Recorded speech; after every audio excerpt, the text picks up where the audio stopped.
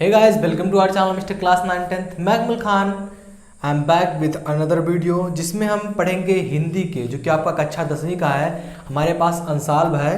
इससे हम देखेंगे आपका जो 10 नंबर का जो आपका शुरू में हिंदी का क्वेश्चन आता है और उसमें जो आपके कुछ प्रश्न पूछे जाते हैं जिसे हम कहते हैं क्या, हिंदी गद्य का विकास से जो परिचय है इससे, और हिंदी पद्य के जो विकास है इससे परिचय जो है, इससे प्रश्न उठाते हैं और आपका ये 10 नंबर का आता है। हर एक बच्चा यही गलत करके आता है, यही 10 नंबर गलत करके आता है और उसका एग्जाम में मार्क कम हो जाता है। वो पूरे साल पढ़ता है, किताब से ग्रामर पढ़ता है, ये पढ़ता है, 60 नंबर तो वह कर ले जाता है, लेकिन ये जो 10 नंबर होते हैं ये आपके अति इम्पॉर्टेंट होते हैं और बच्चों से, जो एवरेज बच्चे होते हैं उनसे आपको टॉपर बनाने में। तो ये हम देखेंगे आज इसके कुछ महत्वपूर्ण प्रश्न जो कि हर साल लगभग दोहराया जाता है। तो इसमें जो आपका है पहला क्वेश्चन कि आपको दिया रहेगा क्या, ऐसे लिख दिया गया ठूठा आम, इस तरह से कुछ आता है, मतलब बता रहे हैं कि ठूठा आम इसके लेखक कौन है,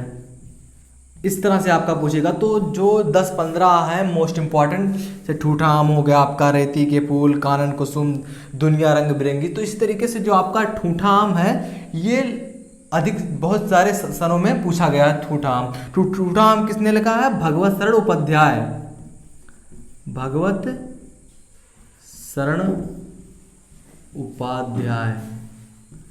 दोस्तों देखिए ये जो आपका है ठूठा आम, भगवत शरण उपाध्याय, ये अपने दिमाग में इसको फिट कर लीजिए। अब इसमें जो दूसरा आपका आता है रेती के फूल, क्या? रेती के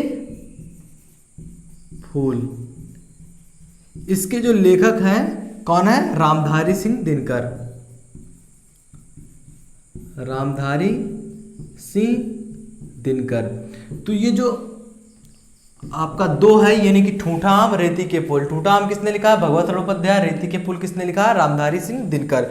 अब इसी तरह से आपका आता है एक और कानन कुसुम, इसको किसने लिखा है?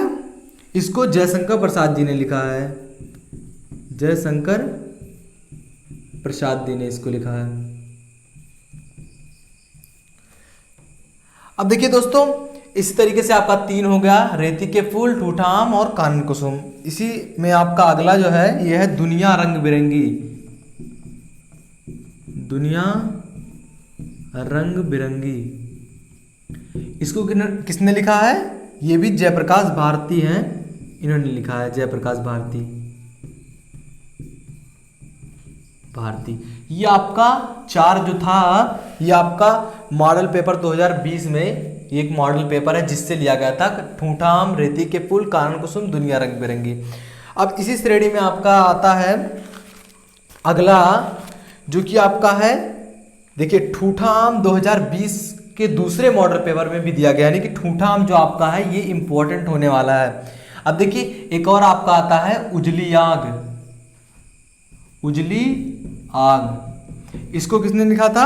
पद्मलाल पुन्नालाल बख्शी, पद्मलाल पुन्नालाल बख्शी, इन्होंने इसको प्रतिपादित किया था। इसके बाद जो आपका आता है अगला यह है हिमालय की पुकार। हिमालय की पुकार भी आपका इंपॉर्टेंट है, हिमालय की पुकार ये आपका इंपॉर्टेंट होने वाला है, इसको इंपॉर्टेंट कर लीजिए। और इसको ठूठा आम, इसको आप इंपॉर्टेंट कर लीजिए। देखिए हिमालय की पुकार किसने लिखा है? जयप्रकाश भारती, जयप्रकाश भारती।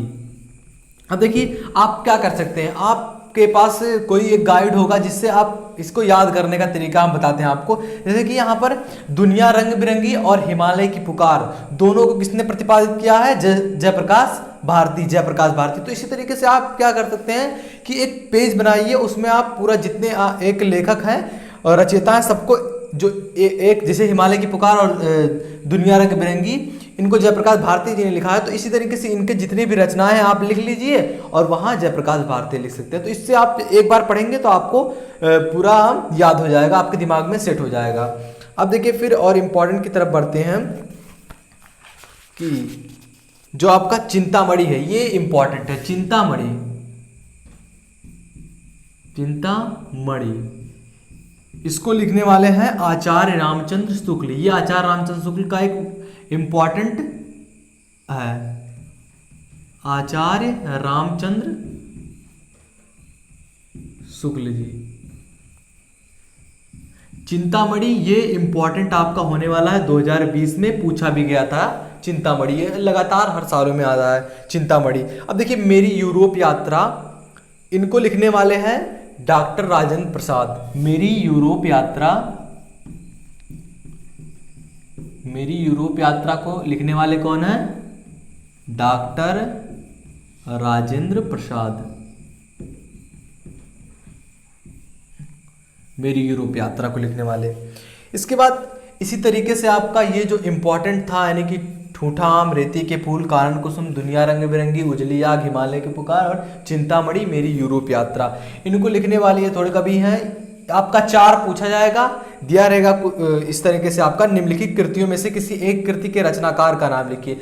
4 आपको दिया रहेगा, एक कृति का केवल लिखना होगा। तो आशा करते हैं इसमें से आपका जो कि हिटेड क्वेश्चंस है, इसमें से आपका एक पूछ लिया जाए और इसमें आपको कितने नंबर मिलेंगे? 1 नंबर मिलेंगे। अब इसी जो श्रेणी में आपका आता है अगला, इसको आपने अगर पीछे वीडियो करके इसको स्क्रीनशॉट ले सकते हैं, ये आपका इंपॉर्टेंट है। लगभग इसमें से एक क्वेश्चन तो आपका बना देता है, इसमें से आपका एक कृति। अब देखिए जो आपका अगला है कि निम्नलिखित में से कोई एक कथन सत्य असत्य आपको पहचान के लिखना है। जैसे कि आपका कह दिया जाए कि एक 4 क्वेश्चन आपको बताया जा रहा है, जैसे कि भारतेंदु हरिश्चंद्र को हिंदी गद्य का जनक माना जाता था। रानी केतकी की कहानी लेखिका सुभद्रा कुमारी चौहान जी ने लिखा है। इसके बाद आपका आता है आचार्य रामचंद्र शुक्ल एक प्रख्यात कवि हैं। डॉक्टर धर्मवीर भारती पूर्व मध्यकाल के कवि हैं। तो इसमें आपको क्या करना है, जो आपका पहला था कि भारतेंदु हरिश्चंद्र हिंदी गद्य का जनक माना जाता भारतेंदु हरिश्चंद्र को, और जो आपका दूसरा है रानी केतकी की कहानी, इसको लिखने वाले इंसान अल्लाह खान है, ना कि लेखिका सुभद्रा कुमारी। तो आपको 4 दिया रहेगा, 4 आपके पास होंगे और कोई एक को आप लिखना होगा, एक जो कि आपका सही है उस पर आपको टिक लगाना होगा। तो देखिए इस तरीके से आपको केवल सही सही जो है उसको 10-12 बता दे रहे हैं, जिससे कि आप एग्जाम में लिख पाए। ये आपका भारतेंदु हरिश्चंद्र, इनको हिंदी गद्य का जनक माना जाता था, ये हिडन क्वेश्चन है आपका। इसके बाद अगले में जो आपका है कि क्या भूलूं क्या याद रखूं, इसको लिखने वाले क्या हैं? हरिवंश राय बच्चन है, और ये क्या है? आत्मकथा है। ये आप ध्यान में रखिए कि क्या भूलूं क्या याद रखूं को लिखने वाले हरिवंश राय बच्चन, ये एक आत्मकथा है। इसके बाद जो आपका अगला है दृढ़ स्वामिनी, जो कि आपका 2019 में पूछा गया था एक क्वेश्चन, दृढ़ स्वामिनी के रचयिता कौन है, लेखक कौन है? तो आप क्या लिखेंगे? जयशंकर प्रसाद दृढ़ स्वामिनी लिखे थे। इसके बाद जो आपका अगला है ये क्या है कि फिर से देखिए यहाँ दृढ़ स्वामिनी, ये एक आपका इंपॉर्टेंट होने वाला है। दृढ़ स्वामिनी को लिखने वाले कौन है? जयशंकर प्रसाद जी हैं। इसके बाद जो आपका है कि प्रबंध परिजात के लेखक कौन है? प्रबंध परिजात के लेखक हैं आपके पद्मलाल पुन्नालाल बख्शी जी, ये आपके लेखक हैं। इसके बाद जो आपका है कि सेठ गोविंद दास ख्याति प्राप्त एकांकीकरण थे, एकांकीकार थे, यानी कि जो सेठ गोविंद दास जी हैं ये एक एकांकीकरण थे कार। इसके बाद जो आपका अगला है कि रामविलास शर्मा जाने माने आलोचक हैं। क्या? रामविलास शर्मा जाने माने आलोचक है। इसके बाद झूठा सच, इसको लिखने वाले कौन है? लेखक यशपाल हैं। तो इस तरह से आपका ये जो पूछा जाता है 1 नंबर में सही गलत। इसके बाद आपका जो खा है, एक कोई आपको 4 में से एक का कृति का आपको लिखना रहता है लेखक। इसके बाद फिर से आपका वह आता है कि जैसे आपको क्वेश्चन कर दिया जाए, इसे क्वेश्चन लिखा रहेगा कि क्या भूलूं क्या याद रखूं को लिखने वाले कौन है। तो ये आपका 1 नंबर का आता है, क्या है ये पहली नंबर तो आत्मकथा है, इसको लिखने वाले कौन है? हरिवंश राय बच्चन जी। अब देखिए जो एक है किसी एक रिपोर्टाज लेखक के नाम लिखिए। रिपोर्टाज लेखक में आपका पूछा है तो आप लिखेंगे डॉक्टर राघव प्रसाद जी, ये आपके रिपोर्टाज लेखक हैं। इसके बाद आपका क्वेश्चन एक बनता है कि किसी एक प्रमुख संस्मरण लेखक आपका पूछता है। संस्मरण लेखक में आपके सबसे प्रसिद्ध हैं डॉक्टर रामकुमार वर्मा, ये प्रसिद्ध संस्मरण लेखक हैं डॉक्टर रामकुमार शर्मा। ये आप याद कर लीजिए, संस्मरण लेखक कौन है? डॉक्टर रामकुमार शर्मा। ये संस्मरण लेखक वाला लगभग हर सालों में एक 7 सेट में से एक सेट में तो ये दे ही देता है, तो ये आप याद कीजिए। इसके बाद आपका आता है कि रीतिकाल जो होता है आपका, इसकी 2 प्रवृत्तियां, इसकी 2 विशेषताओं को आपको उल्लेख करना है, बताना है। तो आप क्या लिखेंगे? पहला कि रीतिकाल में काव्य कला की उपलब्धता हुई और छंदबंधों की उपेक्षा और साम्यवादी विचारधारा पर बल दिया गया, ये आपका है। इसके बाद जो आपका ये पूछेगा फिर से एक कोई से लिख दिया गया युगपथ। युगपथ को रचयिता करने वाले यानी कि इसके रचयिता कौन है? तो आपका हो जाएगा युगपथ, ये इंपॉर्टेंट है आपका युगपथ। इसके बाद जो आपका मिलन है, इसके लेखक कौन है? तो आपका यहाँ बता दे रहे हैं कि युगपथ के लेखक सुमित्रानंदन पंत, अग्निरेखा महादेवी वर्मा लिखे हैं और मिलन रामनरेश त्रिपाठी।